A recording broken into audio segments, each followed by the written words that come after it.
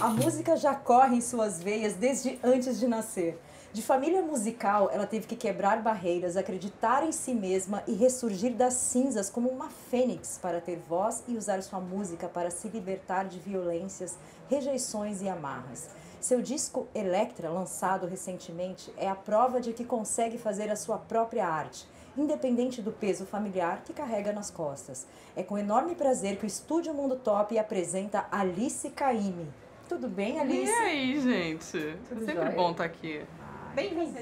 Obrigada. Alice hoje acompanhada de Felipe Castro. Felipe Castro. Alice, vamos lá. Você hoje veio aqui nessa, né, carregando essa persona. Você veio hoje bem elétrica. Como é que você está se sentindo? Olha, eu tô na persona assim, é a Eletra, só que agora a gente tá dando uma leveza maior, né? Tanto que a gente tá trabalhando com um show em paralelo que é o Elétrica, que é um show dançante, um show pop. Então a Eletra tá cada vez mais completa como personagem, entendeu? E tô levando pra tudo. Eu levo ela comigo pra todos os lugares, né? Agora eu sou ela e ela sou eu. Aliás, falar em levar para tudo. A arte, né? A arte em si, sempre você carregou para tudo, por todos os lados, né? Na sua música e tal. Quem fez um show seu também é uma coisa muito diferente, né? Sim. Você poderia falar um pouquinho sobre essa sua maneira de Conceito, né? Seu conceitual mesmo. Eu me descobri artista conceitual, eu não resolvi que eu ia ser artista conceitual, sabe? Eu fui descobrindo que o meu trabalho era, eu percebi isso acho que há pouco tempo atrás. Eu olhei e falei, não, Alice, você é uma artista conceitual, justamente porque eu tenho um embasamento muito grande nas artes plásticas, no teatro, no cinema, em artistas interessantes como em estilistas como Alexander McQueen, em artistas como Matthew Barney, como Adriana Varejão, que inclusive vi uma peça dela ali hoje e fiquei super feliz. Enfim, as artes plásticas, o visual, o conceito sempre estiveram presentes no meu trabalho, em tudo que eu faço. Então, tem uma complexidade, mas ao mesmo tempo é fácil de entender, sabe? Tem várias camadas de significado, de estudo, de entendimento de certas coisas, num show ou num disco meu, entendeu? É sempre assim. Opa! Tá rolando. Passagem de som. Passagem de som que vai rolar aqui daqui a pouquinho. As suas músicas são...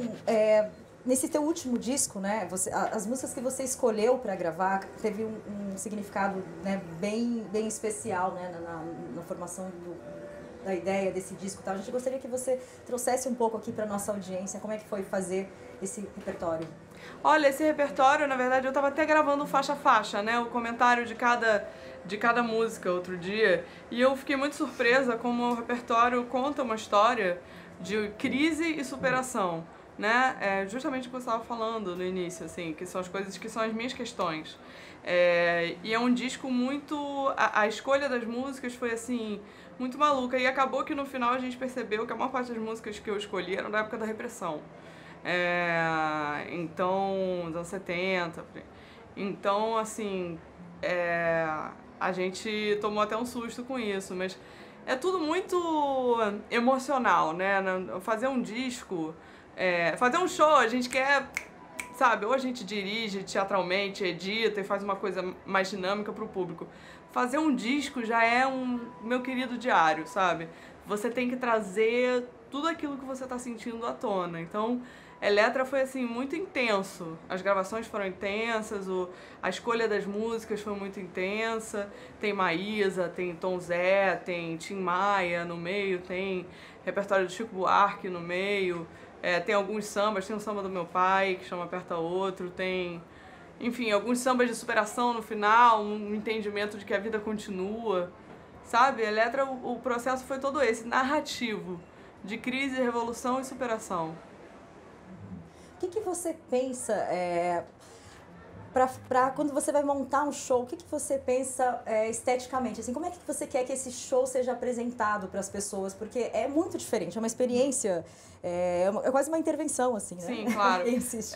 Cada disco tem um personagem, cada disco que eu faço tem um personagem.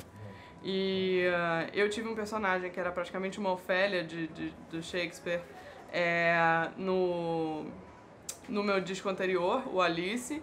Então ela tinha umas roupas de noiva e um cabelo muito grande, uma coisa de moça, assim, de moça nova, uma coisa um pouco virgem, assim, e ao mesmo tempo uma pulsão de morte, assim, meio suicida, porque a Ofélia é isso. E fui trabalhando esse personagem. E a Eletra é a Eletra. Ela é revolucionária, tem cabeça raspada, é outra pessoa.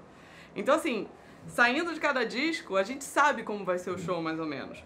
Então eu pego a escolha das músicas vem das coisas que me incentivaram a fazer aquele disco, né, que me inspiraram a fazer aquele disco, e aí a gente escolhe cenário, figurino, como é esse personagem, como ele se apresenta, qual a história que eu quero contar no show. Cada show tem uma história, a Eletra tem 3 atos, né? A Eletra começa disforme e termina com a forma dela, termina numa revolução, termina no entendimento de si mesma, né? Então cada personagem tem desdobramentos, e esses desdobramentos vão virando o disco, o show, tudo, entendeu? Nós já temos perguntas da nossa audiência. Sim, deixa eu achar aqui. Você vem de uma família super musical, mas isso nem sempre ajuda a trilhar o seu próprio caminho e se desvencilhar desse peso que vem, né? Como que tem sido a sua trajetória no sentido de se separar mesmo dessas questões? Olha, na verdade, tipo, eu já me separei, eu já consegui isso. Eu tava até brincando outro dia, assim, a partir do momento que viram pra parentes meus, grandes, enormes, e falam, o que você é da Alice Caymmi, sabe? Já aconteceu isso bastante, assim, o meu pai falou, poxa, perdi a graça, eu chego nos lugares e as pessoas ficam falando de você, e no meu Wikipédia tá pai da Alice Caymmi. Eu falei, justamente, se acostuma, e eu já consegui isso, então já não é mais uma coisa que eu tenho que conseguir. Essa bolha eu já rompi. Foi uma coisa muito difícil de fazer, mas com muita inteligência, assim, e muita força, e de trabalho, principalmente, eu consegui romper. Porque as pessoas acham que eu tive as coisas de mão beijada, e eu não tive. Eu conquistei cada passo da minha vida, assim. Foi porque eu mereci. Tô brincando, mas eu... mas eu conquistei cada coisa, assim, cada momento, cada pessoa que eu conheci, cada oportunidade que eu tive. Na idade adulta, fui eu que cavei, entendeu? Estou perguntando aqui também, quais sentimentos você quis exteriorizar nas suas canções do Eletra? Quais sentimentos? Cara, era aquilo que eu tava falando, assim, crise e superação, né? São sentimentos de... É muita coisa, são muitas camadas, assim, é difícil dar um nome. Mas há um sofrimento, mas há uma superação, há uma construção íntima, né, de personalidade e um entendimento de quem eu sou agora. Tá tudo ali, sabe? Apesar de as canções falarem de outras coisas, a história tá sendo contada. A gente pode ouvir uma música de Eletra, um pedacinho? Sim. Pedra falsa? Amar como eu te amei, ninguém. Mas foi só provado teu veneno. Eu fiquei largado no sereno. Aí me transformei. Já sei gostar de mim também. Chorar como eu chorei, ninguém. Mas chorar foi meu contraveneno. Pois depois do meu pranto moreno, eu me purifiquei. E agora eu já me sinto bem. Em teus braços fui brinquedo, feito pedra falsa, furta cor. No sereno eu vi que era um rochedo, joia de botar no dedo, gema de minerador. Venha pro clarão da lua, vamos ver quem tem real valor. Quem for o brilhante continua, e quem for pedra da rua vira anel de mercador.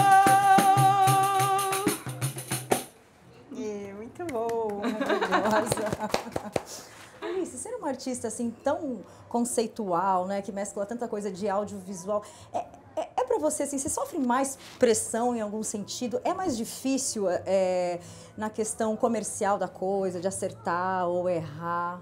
Sim, é mais difícil por quê que você diz? É por causa dessa história toda? Sim, é muito. Essa história toda, tudo que eu carrego comigo, o simbolismo que eu carrego comigo, a história da minha família, a história do meu avô, a história da Bahia, a história da carreira de cada um deles, Nana Caymmi, Dori Caymmi, Danilo Caymmi, que é o meu pai.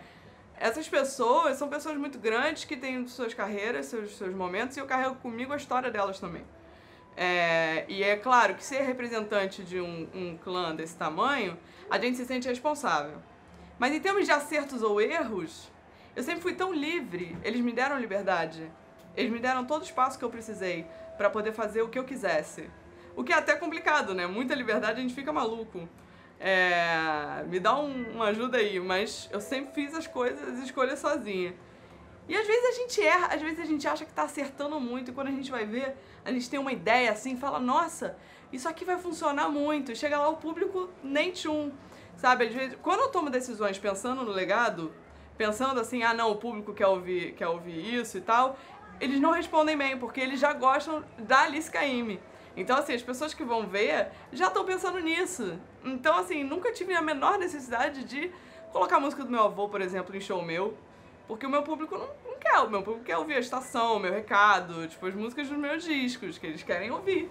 Então, assim, graças, né, às forças divinas da natureza, eu consegui fazer o meu nome e o meu público. Eu tava até falando outro dia, se você tem 5 fãs, você já tem uma carreira. Se você não tem nenhum e 15 milhões de seguidores no Instagram, você não tem uma carreira. Você tem um Instagram. Então, assim, é o que eu fico falando. Às vezes você ter 3 fãs assíduos é melhor do que ter milhões de pessoas nem aí, assim, na metade com você, sabe? Te olhando de longe. Então, assim, quando eu consegui esses 5 são a minha vida. Eu me tornei responsável por eles.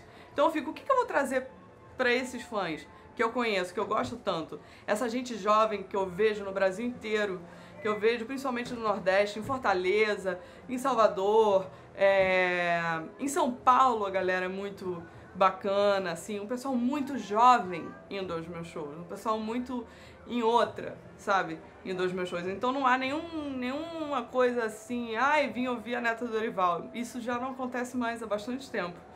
Então, os meus erros e acertos são por conta própria, infelizmente. Meu avô não vai aparecer e dizer, gente, foi mal, fui eu que falei pra ela fazer isso. Não, sou eu mesmo que tô errando.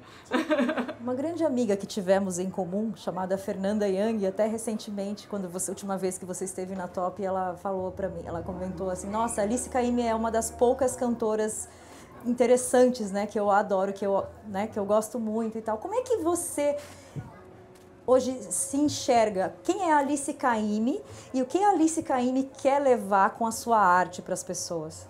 Eu levo muito em consideração a nossa amiga Fernanda Young.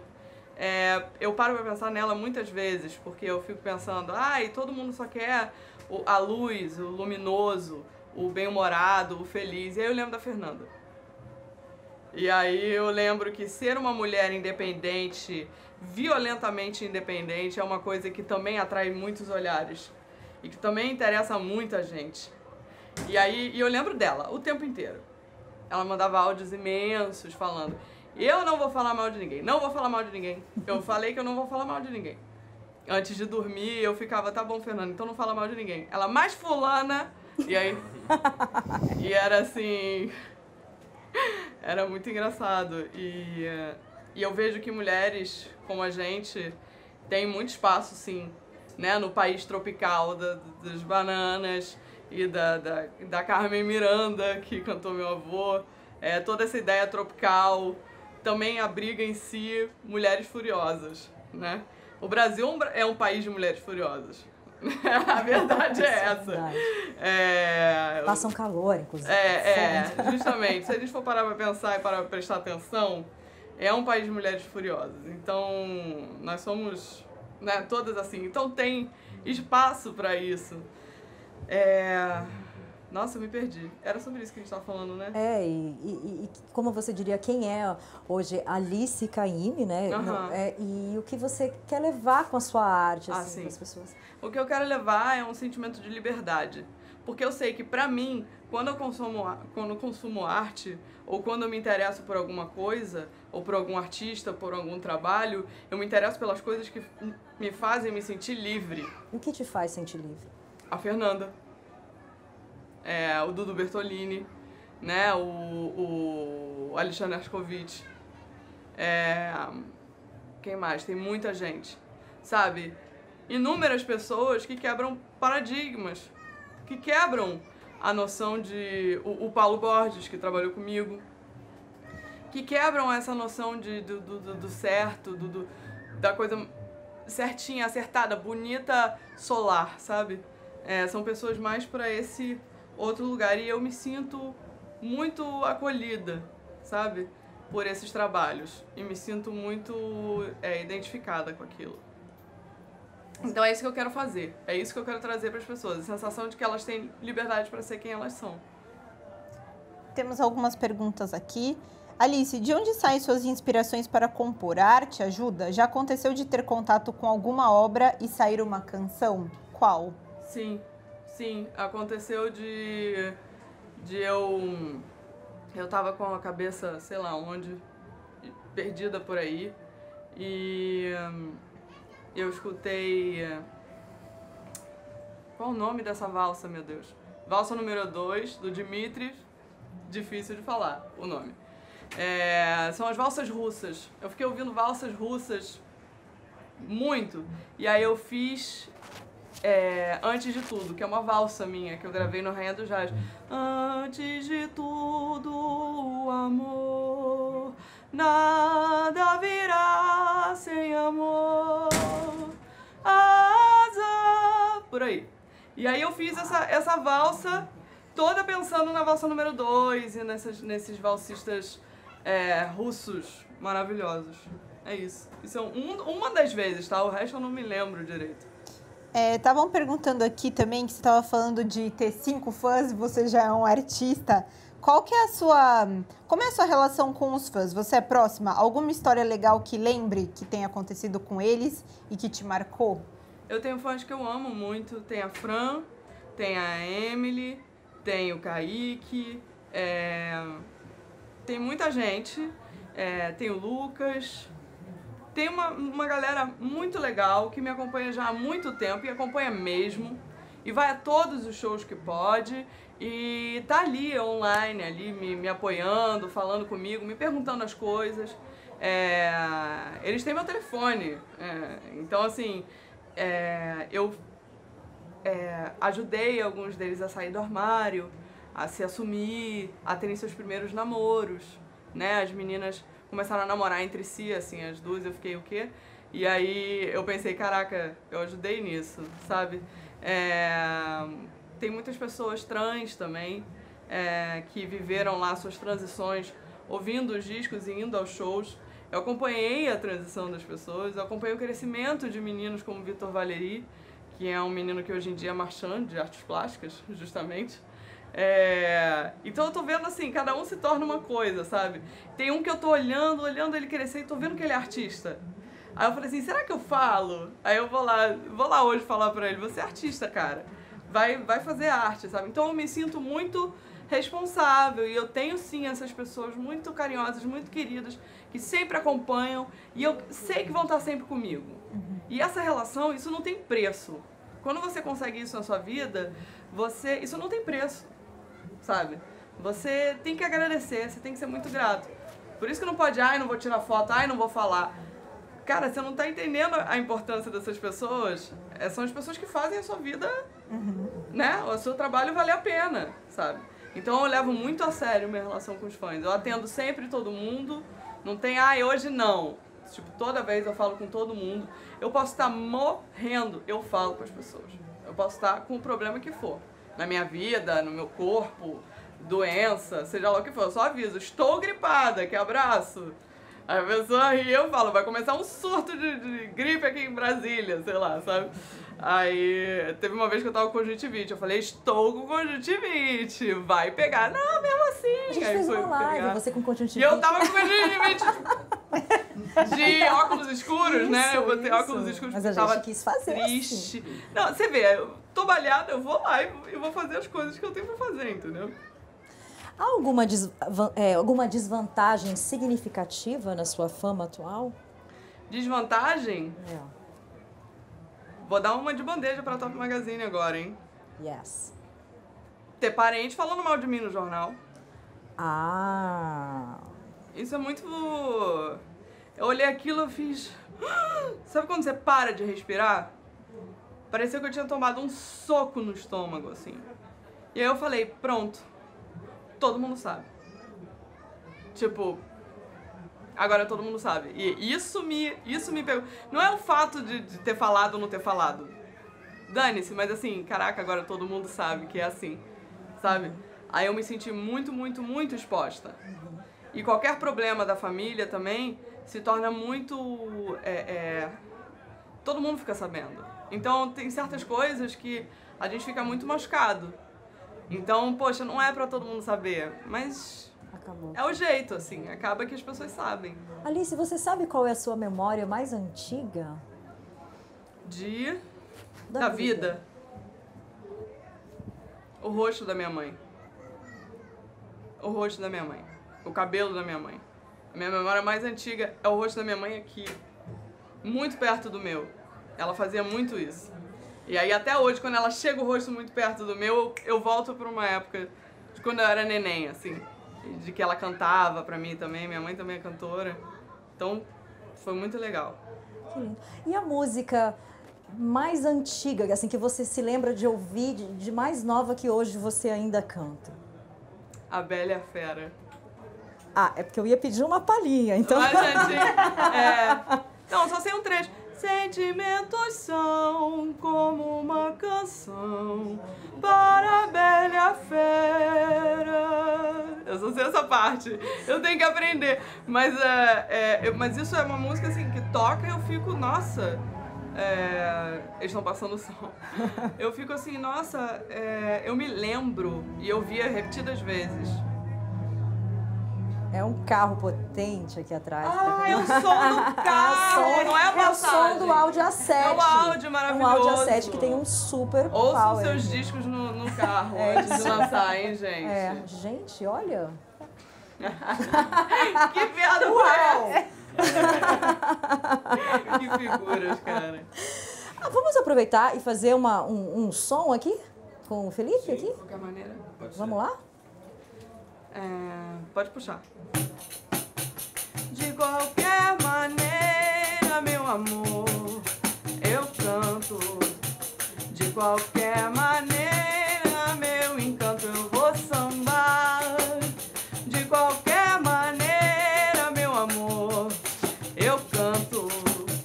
De qualquer maneira, meu encanto, eu vou sambar. Sentado em trono de rei, ou aqui nesta cadeira, eu já disse e já falei que seja qual for a maneira, quem é bamba não bambeia, falou com convicção. Enquanto houver samba na veia, empunharei meu violão. De qualquer maneira, meu amor, eu canto. De qualquer maneira, meu encanto, eu vou sambar. De qualquer maneira, meu amor, eu canto. De qualquer maneira, meu encanto, eu vou sambar. Uau. Temos mais perguntas da nossa audiência. Ó, então, voltando um pouquinho pro Electra, estão perguntando qual foi a primeira vez que você teve contato com a tragédia de Electra? Contato na faculdade de teatro. Na verdade, nenhuma matéria em nenhum semestre da faculdade de teatro abordou a tragédia Electra em si. Mas abordaram muitas outras tragédias que desembocavam um pouco nela. E ela é uma tragédia muito simbólica, porque ela é considerada uma espécie de o avesso do contrário não, a outra face de Édipo, né, do complexo de Édipo, tudo vindo daí. Mas é diferente, Eletra é uma outra coisa, não é a mesma coisa que ele, sabe? Ele foi teimoso, ela era movida pela fúria, ela ficou ensandecida, então é outra história.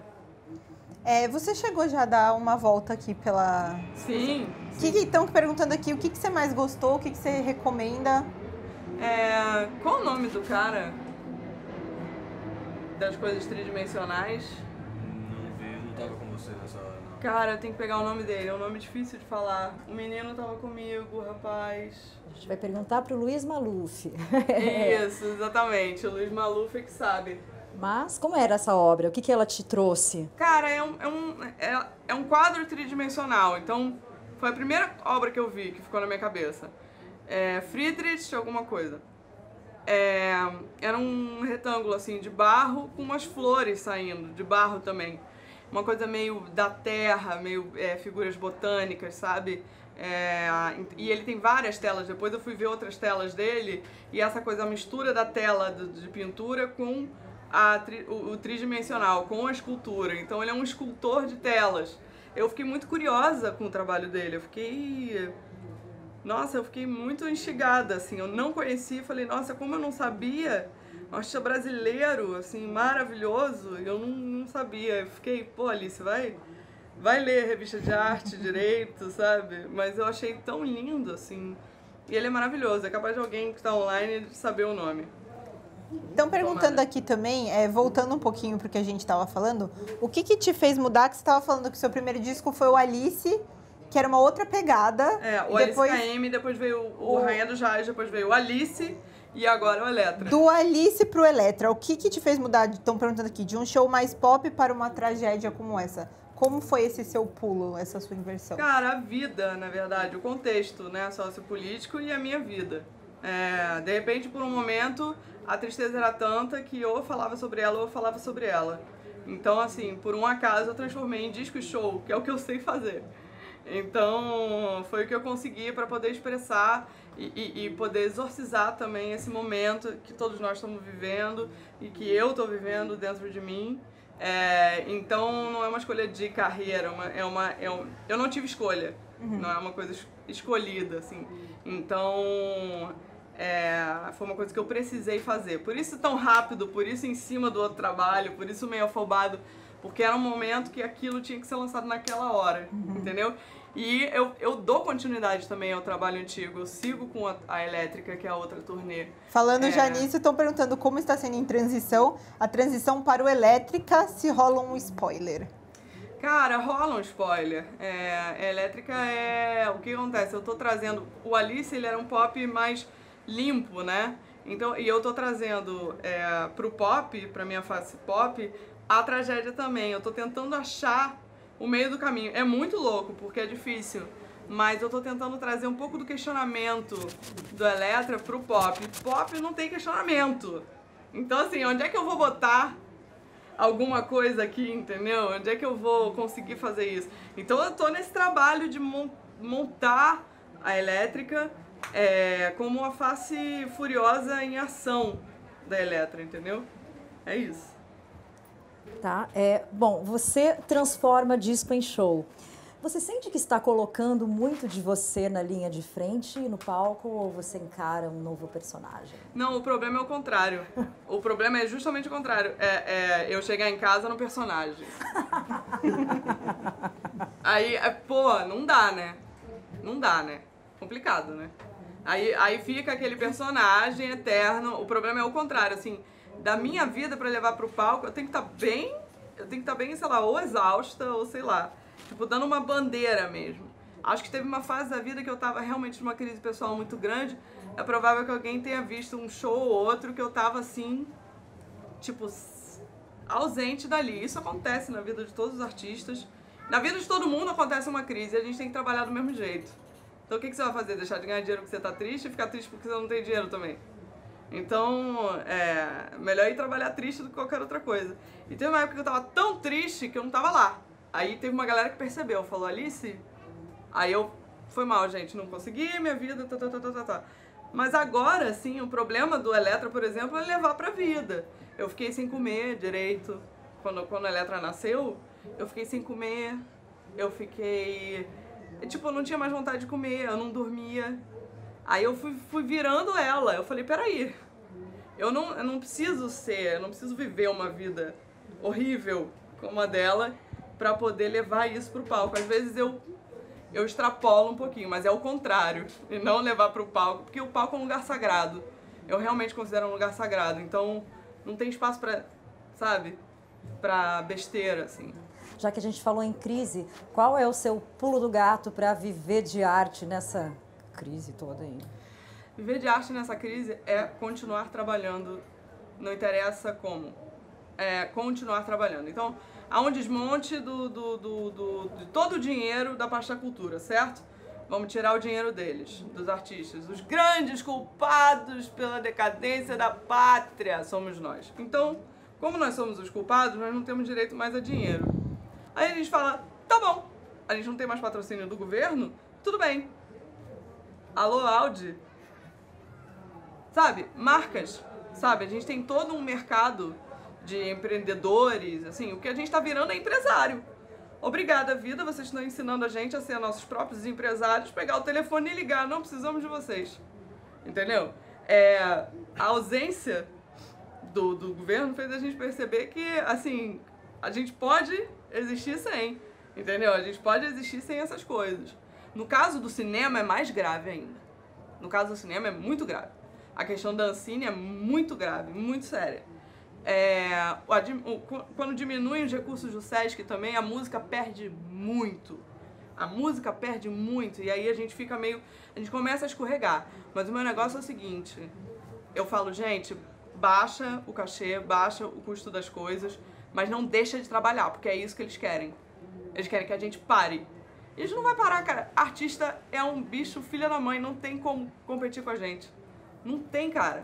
Você pode ter o carisma que for, o poder que for, não dá pra competir. A gente vai fazer. Não interessa. Entendeu?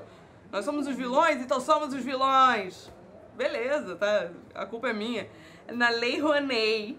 Gente, eu nem sei, eu nunca escrevi nada nesse negócio. Quando começou essa história, eu falei, quem? Aí fui ver, como é que faz isso? Eu quero. Aí fui ver e falei assim, nossa, é difícil pra caramba. Não tem como roubar nesse negócio, sabe?